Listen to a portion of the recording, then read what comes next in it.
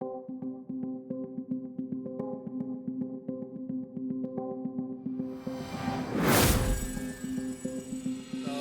week marked the biggest threat to Putin's power since he's been in power for over 2 decades. The coup Yep. by Prigozhin.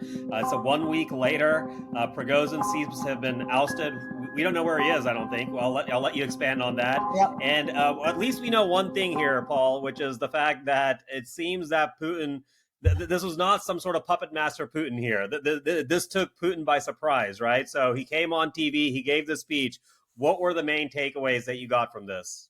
Yeah, he basically, said that this was a coup attempt, and there was a danger of civil war, and he'd been betrayed, and thank the army for supporting him, and so yeah, basically, as far as we can tell now, and I think that's one of the things that's evolved over the last 6 or 7 days is the idea that we talked about last week that maybe this was some part of some diabolical plan, and it was all planned from the beginning. That's seeming less and less like that could be the case. Yeah, it doesn't seem. I mean, he seemed what I got of it, and I saw excerpts from this speech. He seemed like in the most stern I've ever seen Putin in many ways, right? Yeah, Like, I think he had to be shaken up. I mean, again, assuming that things are what are at face value, he looked like he was shaken up by this, and you would have to imagine he was shaken up because it was like this guy was coming to Moscow, and one of the things that we've learned in the intervening days is that it looks like there were some other people in the Russian military who, at a minimum, knew about this, and maybe were even going to support it. And so that maybe one of the reasons that Prigozhin did this is that he thought he was going to get a bunch of folks from the military to join him. It appears that one of the reasons the coup failed is that word of it was leaking out, and including, of course, to U.S. intelligence.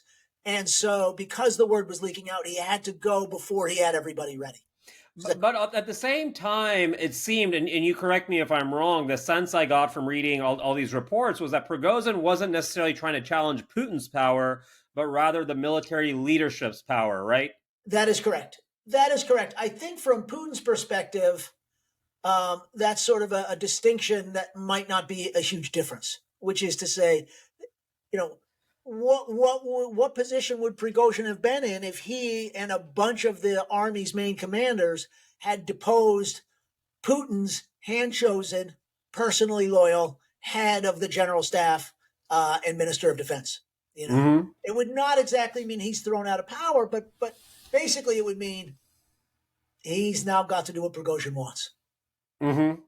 No, it really kind of brings Putin down a little bit, It really does. And I'm curious. So let's first talk about the repercussions. So what's going to happen? There must be some major reorganization, I imagine, that Putin is going to do with the military leadership. Is that correct? Well, we don't know. One of the things he said in that speech, but also that's happened since then, is these two guys that are the Putin loyalists that Prigozhin was most angry at, Gerasimov and Shoigu, have been appearing in public. Putin spoke specifically, as I recall, sort of in support of Shoigu. So it appears that Putin is basically going to retain these guys. I think there was some speculation, and this could still be the case, right? He could basically be waiting 2 or 3 months to get rid of them, so it doesn't look like he's capitulating to pressure. But at the same time, it's like these guys are so unpopular among the rank and file of the military that maybe he's got to push them out. Mm-hmm. But the problem is is now that he's worried about the military being loyal to him, he needs his loyalists even that much more in charge. So that's the dilemma for him now. It's going to be tough. So what position does this put Ukraine in then to take advantage of this situation? Well, so I think Ukraine, and I think I mentioned this last week, just continuing to put out a series of just hilarious memes and cartoons and stuff, making fun of this whole situation. The ability, this is an aside, Sirish, but the ability of the Ukrainians to maintain a sense of humor through all of this, through this whole war, which has been so horrifying, to me, it's pretty admirable. And I think it's one of the reasons why they have been able to persistent fighting, is that they're able to make light of things even in the face of horrific tragedy. I think the Ukrainians have understood, and I would agree to the extent that they've understood this. I agree with it, which is, in the immediate, future, it doesn't change much on the battlefield, right? Had this thing gone on, actually, and the Ukrainian Minister of Defense said this earlier this week. He said, had this gone on for another 48 hours, it might have really made a difference on the front line, because guys on the front line might have either been pulled back, or they might have said, why am I fighting when these guys are fighting with each other in Moscow? But everything we can see is that it didn't really have much of an impact. So the question now is, in the medium to long term, does it have an impact on morale and on the dysfunction or function of the Russian military? But what about the Wagner Group, though? Wasn't the Wagner Group itself a major part of the Russian offensive? I mean, Yeah. how are they completely removed? Are they dissolved? What is the status of them? Well, we're trying to figure this out, and it looks like, as a fighting force in Ukraine, Wagner is probably done. It's almost certainly done, because they can't be trusted. The Wagner soldiers are being given a choice, and in fact, this was kind of what prompted this coup attempt in the first place. Is that they were told that they were going to have to sign contracts with the regular Russian army, and so now what they're being offered is, look, you can sign a contract and become a regular soldier in the Russian army, or you can not, but you're not going to be Wagner anymore. So yes, in terms of, it was a very competent fighting force and very well trained fighting force in Ukraine. That's a loss for Russia.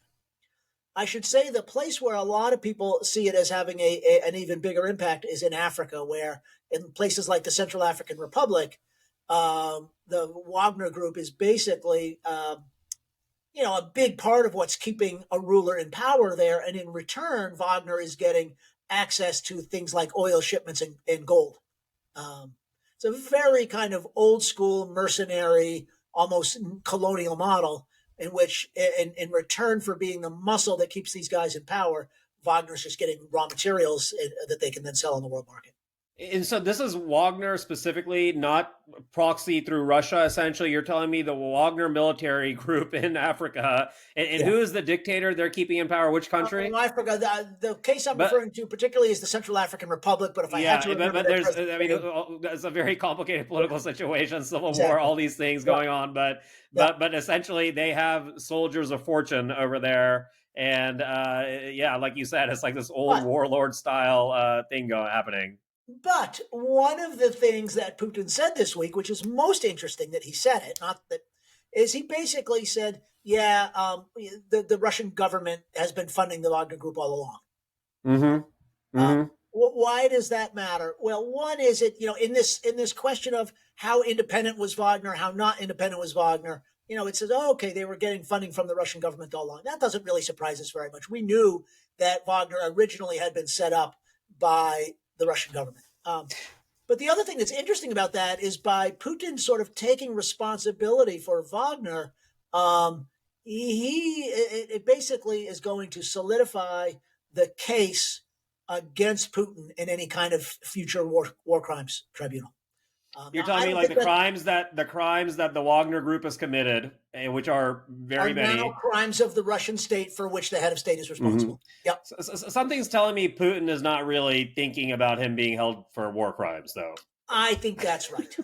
I think that's right. This is not a scenario he's even considering. I doubt, think that's right. I don't think he's planning on being taken alive. No. Which brings that question. First of all, let's talk about this. Where do we think Prighozin is? Like, is this, like, I heard some rumors, and not through the grapevine or anything, because I don't have those type of sources, but online, that his family was threatened, his leadership family was threatened, that Putin, like all sorts of things that forced this retreat. What do we think is that? Because I can only imagine, why would Putin keep this guy alive at this point?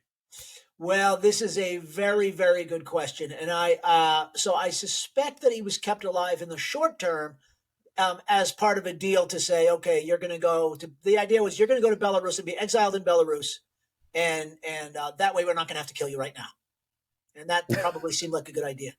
I cannot imagine him lasting very long. It's a really interesting thing because, one of the really weird parts of this is this idea that Lukashenko, who's basically become a vassal of Putin. He's the guy who's going to come in and save the situation.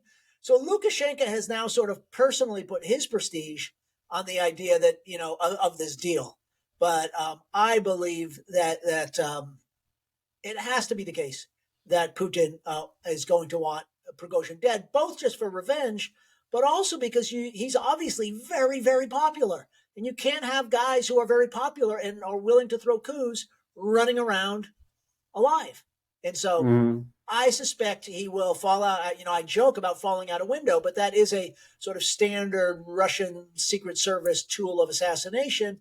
Car wrecks are frequent, or poisonings. We'll see. Radiation poisoning. I mean, finding these isotopes in their poisoning, blood. There's no gas. The Russians have form in this, as they say. They have expertise and how to just eliminate people. Yeah. It's scary stuff. I mean, we laugh about it, but this guy was essentially a warlord. Now, I'm curious, how does this change U.S. policy, U.S. intelligence operations? What do you, if anything, because there was a major contingent before this coup that still wanted some kind of deal struck. They thought we're marching towards World War III. Why is the U.S. supporting Ukraine in this overt manner? So, we hear all of these things, but now you see this destabilization happening in Russia. Does this change the Biden administration? And does this change a potential new administration strategy if a new administration does come into play in 2024? This is a really good question. I don't think it's going to have an enormous impact because, how to put this diplomatically, the American people and American leaders have not shown themselves in recent years to be terrifically responsive to evidence in their evaluations of things. That being said, I think to some extent, right, this is powerful evidence that the Russian military could turn on itself and that Ukraine could therefore win this war, and that the Putin regime could actually collapse, which I think most people would have said on both of those, extraordinarily unlikely to happen. Therefore, you need to cut a deal with Russia. So it does, I think, undercut the logic that says we should pull back support from Ukraine or use the support to Ukraine to compel them or convince them to strike a deal with Russia. It now says, if you keep the pressure on, the Russians might collapse, or the Russian army might collapse of its own weight.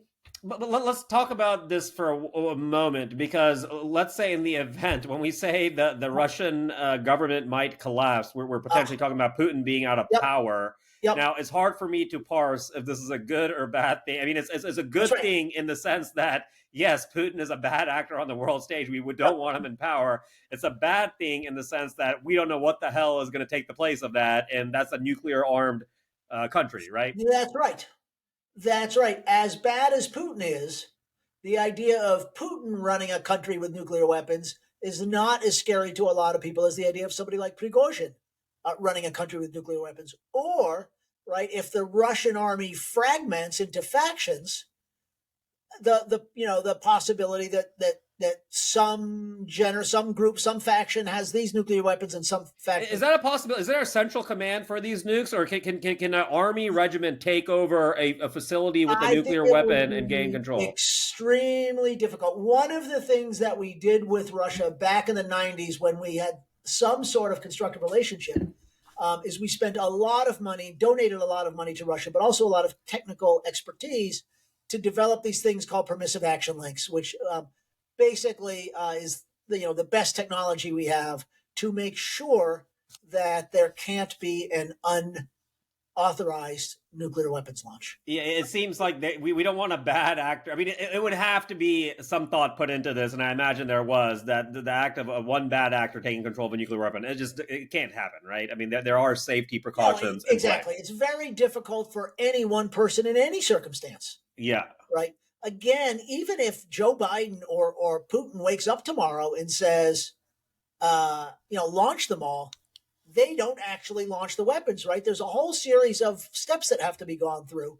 And it's pretty easy to imagine that somebody somewhere along the way is going to say, you know what, we're not doing this. Mm-hmm. This is very interesting. I mean, it's also interesting in the context of what's about to unfold with AI and everything else. You know, there's a movie coming out, Oppenheimer this summer. Yep. You know, the famous architect of Yep. the nuclear bomb, the Manhattan Project. It's a very interesting just set of circumstances. You know, this is stuff we've been worried about for 60, 70 years, the end of the world. Yep. I don't know if we're getting closer or not to that, but certainly it is more important ever to have the stability of the world and for us to be on some sort of same page. But it doesn't seem to be that way, unfortunately, after, you know, I think that's as right. 80 years after World War II has ended. I think that's right. At the time the Soviet Union collapsed in 1991, there was terrific fear, right, about what was going to happen to the nuclear weapons. And in fact, this is why George Bush, the first president George Bush, gave this famous speech in Kiev that since became known as the Chicken Kiev speech, basically trying to warn the Ukrainians against pursuing independence too quickly. And it was because there was roughly 15 or 1,600 nuclear weapons on Ukrainian territory. And the United States government, which was so focused on arms control with the Soviet Union, was petrified at the idea that now instead of dealing with the Soviet Union, you're going to deal with Russia and Ukraine and Belarus and Kazakhstan, all of which had nuclear weapons stationed on them.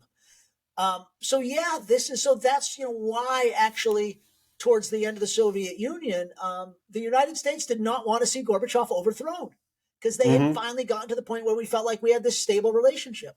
And I think there's a lot of speculation now that, the devil we know is better than the one we don't. I'm not entirely convinced of that in this particular instance. But let me put it this way. Putin is increasingly a sole source of personal power. Power in Russia has become increasingly deinstitutionalized. What that means is that when he dies or however he leaves power, it is going to be a terrifically destabilizing, scary time. Yeah, man. Yeah, this is the thing, right? I mean, we expect hopefully for the best if he does end up, you know, dying or something like that. But the uncertainty there of what could take the place, and Absolutely. unfortunately, Russia just does not have the best history of leaders, right? I mean, we are dealing with some of the Yeah, hardest men in history who have taken that role, and yeah, that is remains to right. be seen. And one of the ways in which you win one of these leadership successions is by being harder than the others.